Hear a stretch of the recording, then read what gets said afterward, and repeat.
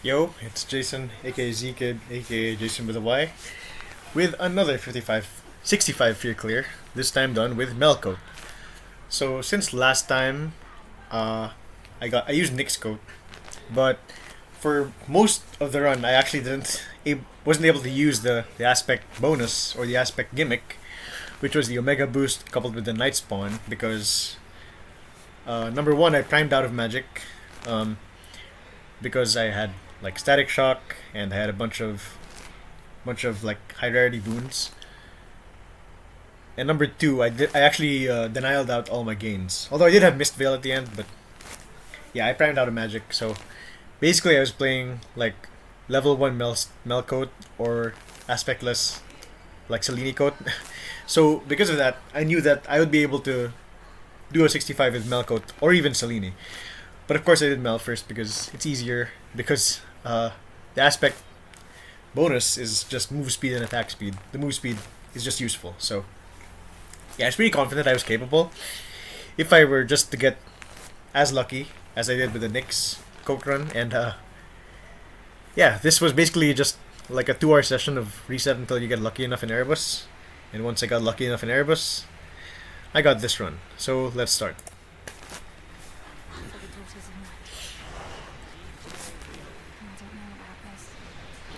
So that's me making sure auto fire is on so that I don't slow down my first Erebus room, fiddling around with the O-spec, trying to just spam my special rockets. So here, oh wait, no, I forgot. Yeah, I actually didn't edit this out from. I didn't actually clip this out from the Steam recording thing.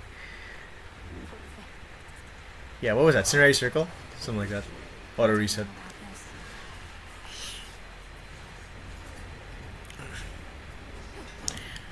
Okay, so Deep Descent Hammer. Again, Deep Descent, not really optimal to get first, but it's one of the good ones. And Shimmering Rockets, easily the best hammer for the coat. You just basically get 3 specials out of 1 special. Obviously, it doesn't hit the same enemy, but makes room clear so much better. So yeah, it's definitely the thing I want to see most.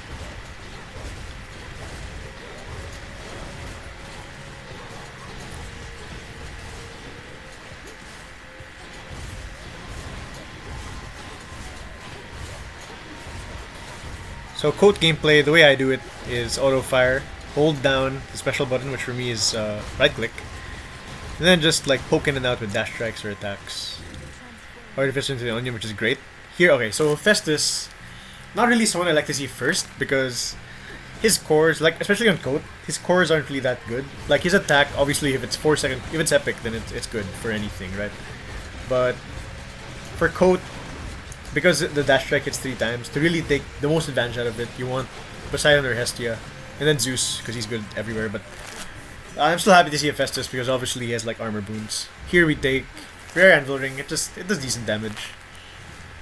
Obviously it gets wasted on wards a bit sometimes, but still does decent damage. And here we have Hera. So Hera, obviously one of the best gods in the game, top 2 with Zeus, and especially now that I have Shimmering Rockets, Hera is the best god to see because the room clear with Shimmering Rockets, if you get Sworn Flourish, is just crazy. And it can carry you in almost every room basically, and I got it. So right here I'm already thinking I have the most important thing in Sworn Flourish, Shimmering Rockets, and it's just a matter of getting like a Poseidon, Hestia, or Zeus on the attack. And yeah, this this scene was bothering me because I'm a chronic Undo Nighter, so like most of my runs end in Erebus when I hit Undo Night. And I was getting this scene a lot from Nemesis encounters, and it was kind of slowing me down, but like, I'm not gonna die. It's Undo Night. So yeah, Lex. Let's go. Why am I taking so long to advance this dialogue? I don't know, maybe someone's talking to me. Red, 20 armor, cool. And into a skip that she almost steals from me. That would have been disastrous. But I get her Arachne, and she gives me 40 armor, which is not 60.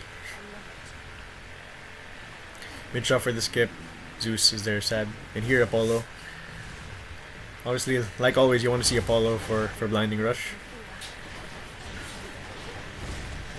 And Master Slicer, because of Shimmering Rockets, like, this is one of the safest ways you can fight Master Slicer. Just get away from him, put a cast down to slow him down, and fire your rockets to hit anything and everything, because the Shimmering Rockets and the Hitch is just gonna deal enough damage to him. And we got the Blinding Rush, which is great. So again, 2 of the best core boons already, I have them. Right after Mini Boss, and an okay cast boon. Extremely lucky. Yeah, rooms are just melting because of Shimmering Hitch Rockets.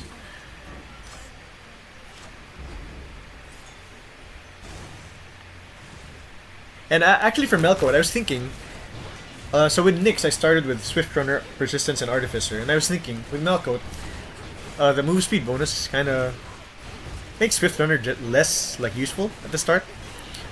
But, like of 1 grasp cards, the others are Sorceress, which is useless for me here because I'm not using Omegas, and Messenger, which I would have to, like, actually learn to use. So I just stayed with Swift Runner and Artificer instead of Strength, because I need the boons. And speaking of boons, here we have Estia. So this is going almost exactly like my Nyx code run, where I get Hitch early, then I get Blinding Rush, then I get Hestia for the attack.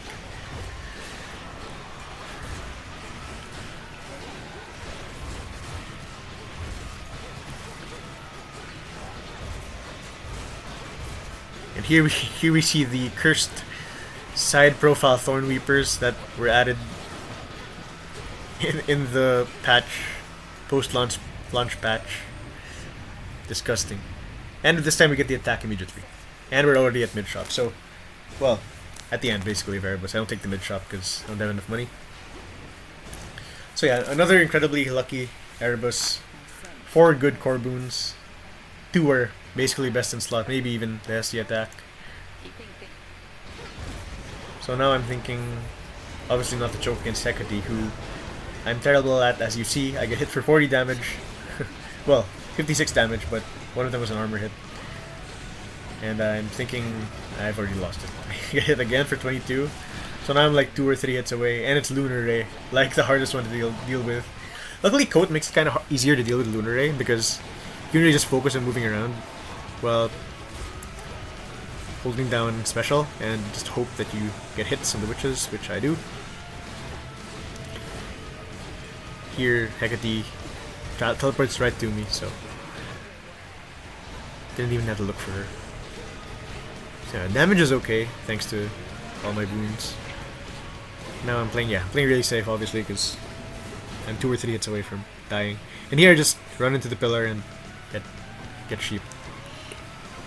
So clutch, getting to the safe zone from Lunar Ray there. Otherwise probably would have just died. So yeah, here I just have to wait it out. Try to dodge the witch projectiles, which I get hit by 1, and now I'm Lunar Ray does 16, I believe.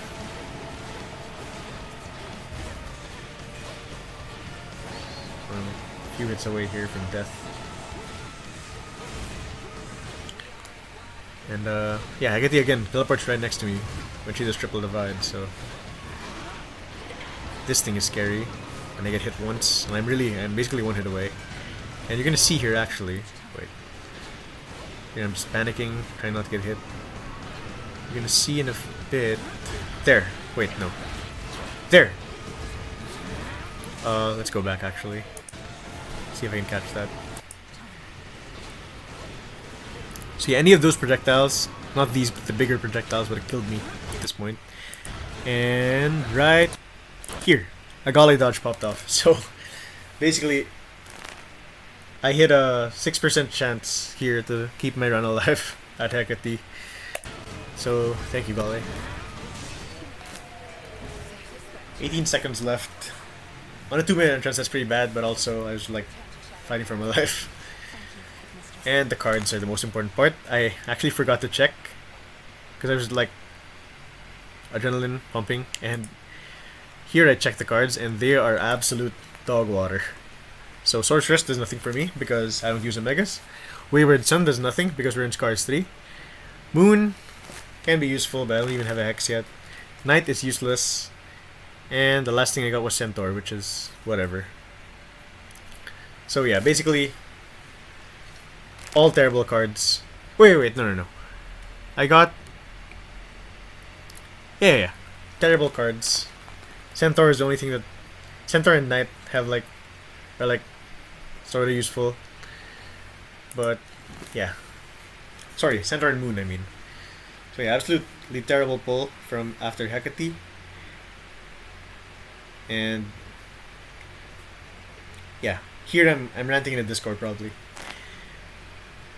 So there's only one choice for the keepsake, and that's Tooth again, because I mean I'm at 13 health. If I pulled Strength, maybe Onion would be the right choice, but I would still pick Tooth because it just gives me more of a buffer against Scylla.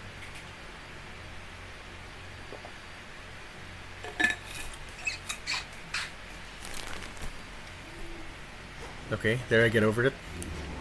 Oh, by the way, I'm using the new Gale skin from the update. I'm not sure if it's my favorite compared to the old. Yeah, that old skin was even the Hypnos like skin, right? Yeah, I do like this one. So yeah, I put the Tooth on. So I have 114 HP basically for Oceanus. Plus overflow from losing the DD. So yeah, terrifying room to start. Small room with boulders and shellbacks, but it's a one waiver. So here, Chaos is here, but I see an Onion Break, so I just take the Onion Break. I don't even actually know if I would be able to get in Chaos. Like, I don't remember the percentage, but yeah, I take the Onion Break. If this was a minor reward, I would have tried to go into Chaos for sure, but Onion Break this early is pretty big in Oceanus, because like I said, you can go through the entirety of Oceanus without getting a single boon at 65, because no money. And yeah, Onion Break is huge, and it's a fish room. And here I'm just in the corner, and I let one sneak past and get hit and lose a Galley block, so that's pretty terrible. Losing a Galley block to a pinhead. So here I'm barely making use of my attack because I'm trying to stay super safe. So I'm kind of losing out on some DPS, but it's worth it to be safe. Okay, yeah. Nice 5 damage to a Steam Trap.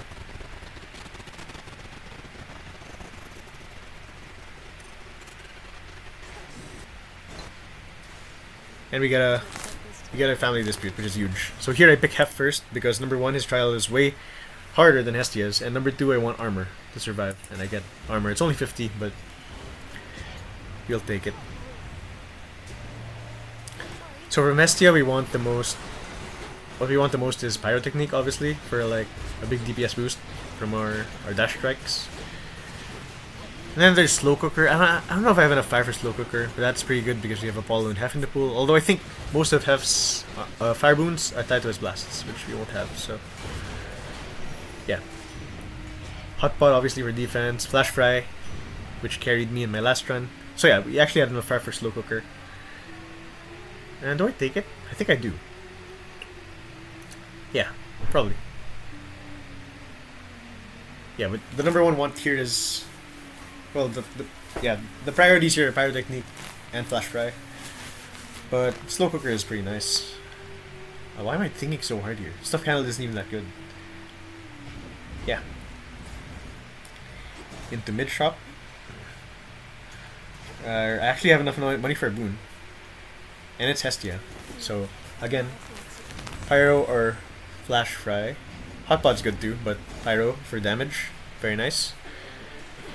Then mini boss is Hera. We want Hereditary Bane.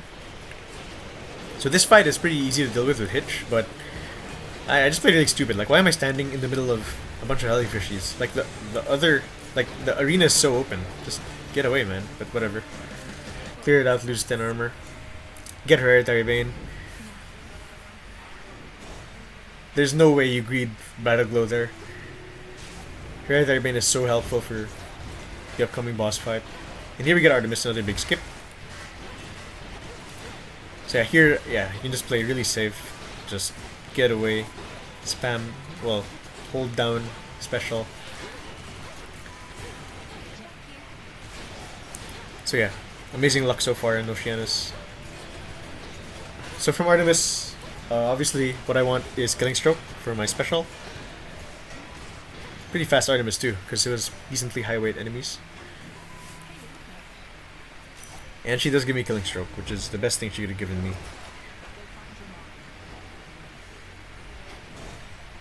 Now from Hermes, obviously we want Nitro Boost. Because we just got Killing Stroke, success rate is a pretty nice hit here. Here we have a bunch of hippos. Pretty big room, so like hippos tend to like go to the corners of the arenas, which is kind of annoying. But with Hitch Shimmering Rockets again, room clear is too easy.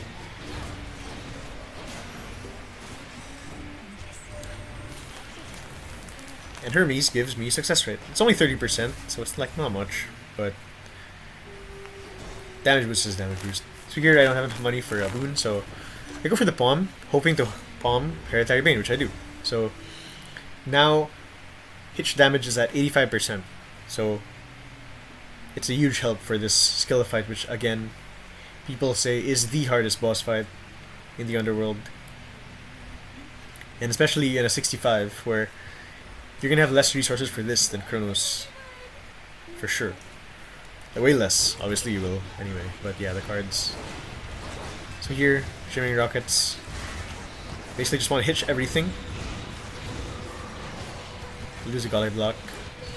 Yeah, basically just want to hitch everything and go around dropping the cast, popping in for a dash strike or two. There, I dashed too early. Like, I don't know, my brain still hasn't gotten it into its... What am I trying to say?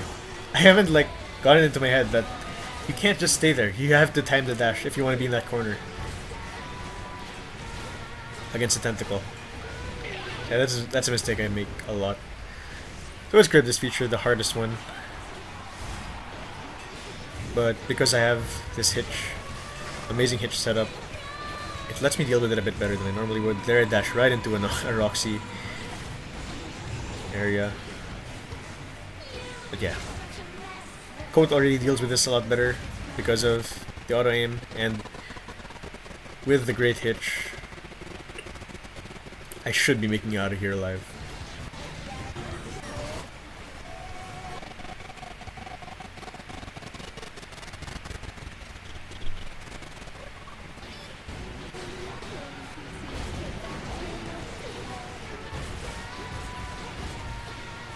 So here I I'm kind of stubborn when like it's only Roxy left, for example. Like I tend to like not drop the cast because like I'm thinking of what if I kill her, and then I don't have to cast for Scylla. But like just drop the cast and deal with her. So yeah, pretty good time here. 147 left after Scylla, and I see Strength inactive, which is great because it means I got Death Defiances and Strength and Origination. So yeah, basically 2 out of 3 on the best cards to get right now. Death Origination. Just didn't get Lovers. But that's fine. So here, yeah, I'm talking to Discord like, oh my gosh, I got Death and Origination.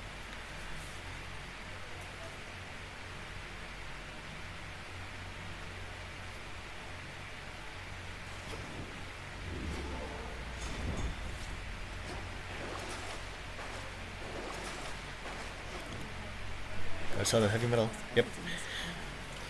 So here, because I'm at 73 out of 115 or whatever, I just go pin. Like, there's like, you justify like going like timepiece or calling card, but there's really not much to hit anymore from the build. So like the money you would get from timepiece would just be for like refilling DDs.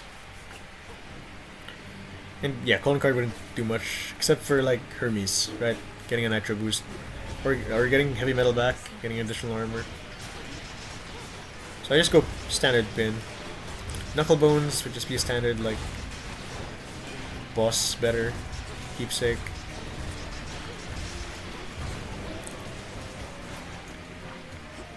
But pin covers me getting chipped all throughout the fields and getting to trigger it at any point. So no onion break, but we do get a hammer early. So I already have shimmering rockets, so like the next three best hammers to get would be exhaust riser for dash strike, and then ripper or furious rockets. I don't really have a preference anymore past shimmering.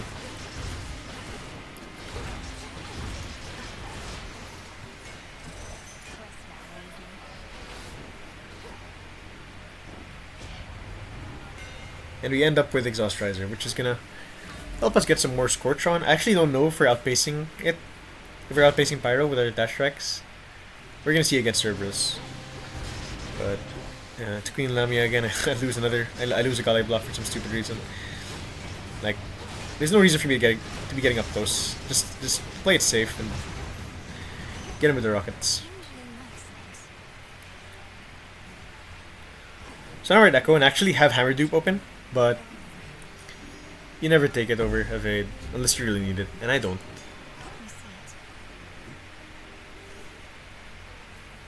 So here, it's basically Hestia versus Hermes. Hestia, best thing to get would be Flash Fry, but it's kind of late for Flash Fry. The biggest help would be against, like, gold bag rooms, gold wraith rooms in Tartarus. So I take the Hermes for Nitro. And I'm faced with one of the stupidest enemies you can possibly get, a Clanger Mourner. Clanger is such a stupid perk. And in a Mourner, it's way worse. Like, it's just chasing me all throughout this encounter. But luckily I'm with, like, the best weapon to fight this kind of thing with. I can just keep away, keep away. I don't know why I'm Mega Casted there, I don't know. I'm gonna blame my mouse. Because I have cast on scroll wheel. My mouse scroll wheel is kind of bad, so yeah. I mean, here the damage is amazing. I mean, look at that. Just melted the Screamer. So I was even surprised myself at that, because like, I don't usually get high single target damage on the coat. And this probably isn't even that high, but it's higher than I expected for sure.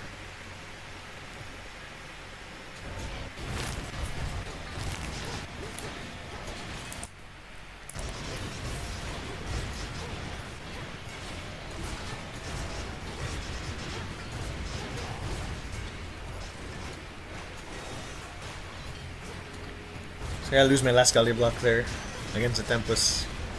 Very bad, especially because I don't have lovers, so yeah, I'm gonna be, if I get hit by Cerb, I will lose probably a DD. There we get Nitro Boost, which is the best thing, and it upgrades our Slow Cooker. So yeah, doubly nice there. Now here from Apollo, I'm looking for Backburner, but I don't get it. So I just probably take self-healing here. Save in case I lose a DD. And yeah, Cerb with no lovers. Terrifying. And here, that is kind of stupid. I think either it was like my special was still in flight and it hit him while he was doing the counter, or my dash strike did it. And I just get hit for 64 by a couple of fireballs from the counter. Like, I don't know, is that my fault? Should I see that coming? I guess I could like time a dash through it, but I was like not expecting that to happen. Whatever.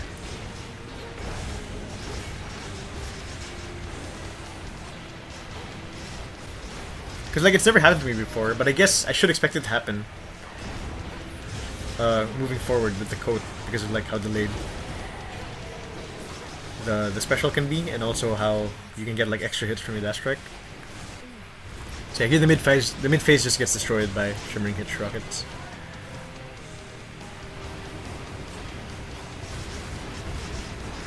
Counter again, and yeah, I think it was the rockets there that triggered that late. Luckily, they split. I was far away and they split, and I was able to get in between them. And here's something really weird is gonna happen. So this, I don't know why this happens in the Cerb fight, where like he'll come out of the ground and then like you're gonna see the expanding circles and also the circle around him, and then the circles disappear. Like I've come to expect it at this point because obviously I've played this fight a lot of times, but like I think it's weird design how this happens. It also looks kind of ugly too, But anyway, I'm just making excuses for what's about to happen, which is I see the circles, and I should know that they're gonna disappear because they always do. But for some reason, I go to the corner to dodge them, and I step out of the area and I get hit for 200 damage by the big circle and trigger my pin. So I'm gonna make excuses because I think that attack quote-unquote pattern is like really weird and stupid, but also like I should know at this point that that is not gonna hit me. Like the expanding circles are not gonna hit me. I should just stay inside the big area. Like that again, like that. Like why does that happen? Why is that in the game? I guess it's to cause moments like that where I panic, but I think it looks ugly. But anyway, I got through the fight. With 246 left, that's a lot of time by my standards. And because our room clear is so good, it means I'm probably going to have enough time for Chronos. And so here I was kind of panicking because Furies, okay, decent card, but it's not Lovers. Divinity, whatever, it's not Lovers. Unseen is not Lovers. Excellence is not Lovers. And the last card I get is Lovers. So, yeah, that was a real panic moment when I didn't see Lovers pop up until the last one.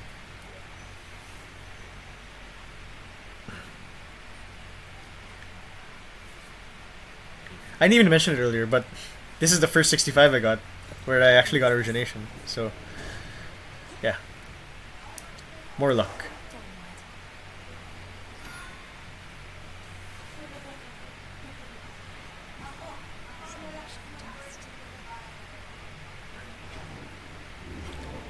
So obviously I'm just staying with the pin here.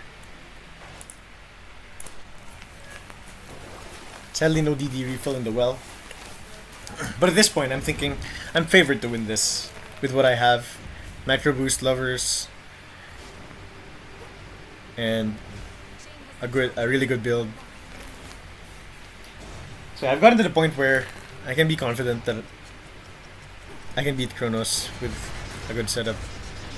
Especially with the coat and the staff. With other weapons I'm still really nervous for Chronos, but with coat and staff I'm pretty confident now. I mean, and movement speed, of course. Coat, staff, movement speed, and defense. And I have Deep Descent. I start with Deep Descent. So here I'm hoping for Life Tax, number 1. Pretty much just Life Tax.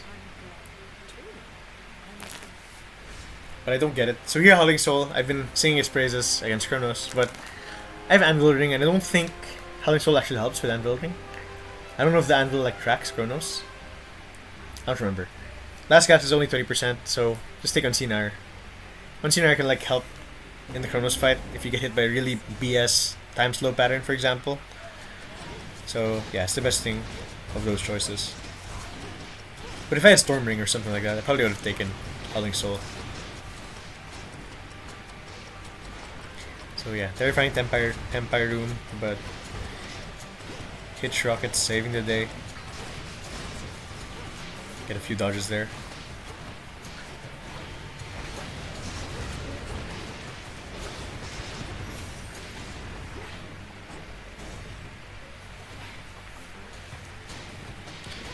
Okay, so yeah, here we have what are they called again? Swifter thugs.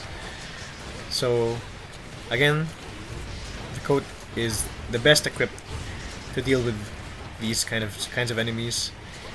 And also there, because of my hitch, I can kind of just hit them once with the rockets, and then hitch the other enemies, and then kill the other enemies, which strips the armor from the armored thugs, and lets me deal with them. Here, so I lose my Breath of Arrows and the Nitro Boost resist there because I dash into the cage of the laser beam, and apparently the laser beam fires while it's in the cage, so that was just kind of stupid. And we have like kind of the most annoying enemies here in Tartarus because these Satyr Virophants or whatever spawn in like one at a time, so like they can really be a time waster, but since I have such good time, not too worried, and they're pretty easy to deal with. What's not easy to deal with though is a Clangor Thug. So I've got to really maneuver around him like this. Got hit by the laser there. And for some reason, I always thought the clangers would lose their invulnerability after you cleared the wave. But I guess it's a weird thing here with these satyrs is that the wave is like basically the whole room because they spawn in like one at a time. So yeah, that was really weird. But got through it with a little help from Echo. And this is one of the best rooms to get, I think, in Tartarus because unarmored gold bags are just basically, what am I even trying to say? Whatever, they're like so easy to deal with. Especially if I had fish fry, but I don't. Armored thugs, same strategy.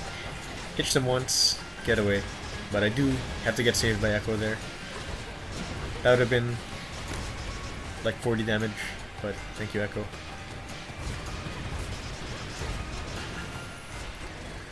So yeah, I'm gonna have 448 for Chronos, which is a lot of time. Way more time than I need. Well, not way more, but just about as much time as I need. Palm goes to Hereditary Bane. Not really needed at this point because I have Deep Descent. It's still gonna help though. Yeah, obviously I was hoping for a DD there, DD refill, but like I said, I'm pretty confident that I can beat Chronos with this much resources already.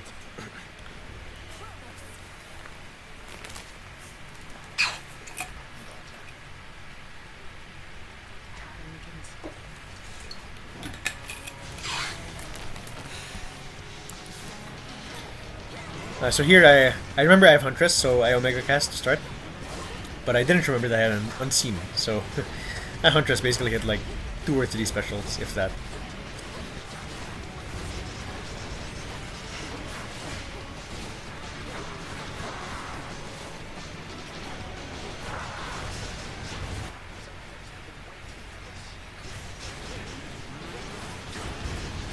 I wonder if there's merit to like waiting to attack those satyrs until Chronos is not invulnerable anymore to get like Hitch benefits. But I think it's just better to clear the arena for safety. Especially since I still have resists.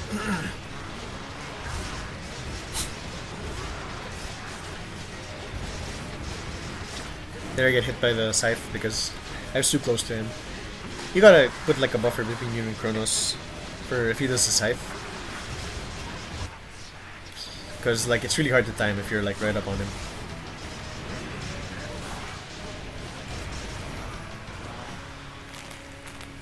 Yeah, that was a nice P1. Lost 1 resist. Here I know I don't have enough damage to combo breaker him, so let's play it safe.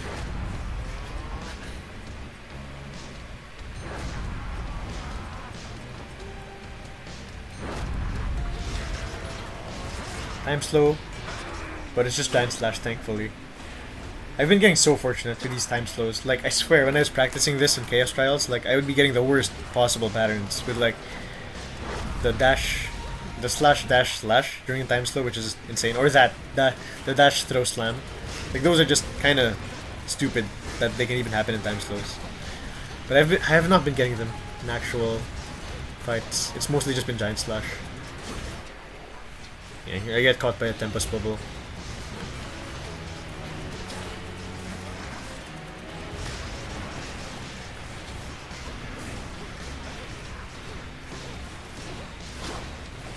Yeah, this is a bit awkward here with the insta-kill clock hand and then the like lingering clock hand effect thing, but I didn't get hit and it's on to P3. So here the movement speed I have kind of makes cutscene harder. Like, there's kind of a sweet spot if you only have, like, Nitro and Blinding. But with Nitro Blinding and Mel Coat speed bonus, like, this cutscene kind of gets a bit scary. There I got hit. I think I procced a dodge on... No, I think it was both the stage hazard. So again, time slow, very generous patterns, Giant Slash and time bubbles, very easy to dodge.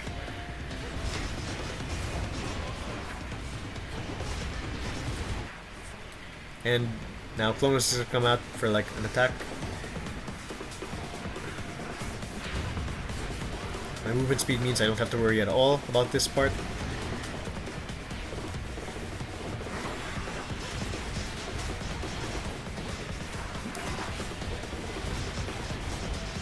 Just keep getting the easiest things to dodge. Well, to be fair, anything's easy to dodge with this much movement speed, like I said. And here, I believe, yeah, side throw, but he teleports at the perfect distance, and I can just do the easy dodge. So yeah, amazing luck all around this run. My fast is 65. Damageless Chronos. Actually got origination. Got death pretty early after Scylla. So yeah, pretty lucky. And I mean, I know I can do Cellini, but 65 is just so soul crushing at the start. Because like, timer is so hard in Erebus, and then you beat Hecate, but you don't get good cards. But I mean, I didn't get good cards after Hecate this time. But I did happen to get like an amazing build already in Erebus. So yeah, I'm at the level where I still need like amazing luck for 65s. But I mean, who knows? Maybe I'll get better and won't need this much luck. But yeah, I mean, 3 out of 4 core boons in this run were exactly the same as my Mel. I mean, my Nyx run, and the 2 hammers were actually the same. So yeah, this build is just amazing. Hera, Hestia, Apollo, exactly what you want here. Pretty much the only thing you could ask for is to have Zeus instead of Hephaestus and Storm Ring Static Shock, but you can't ask for too much.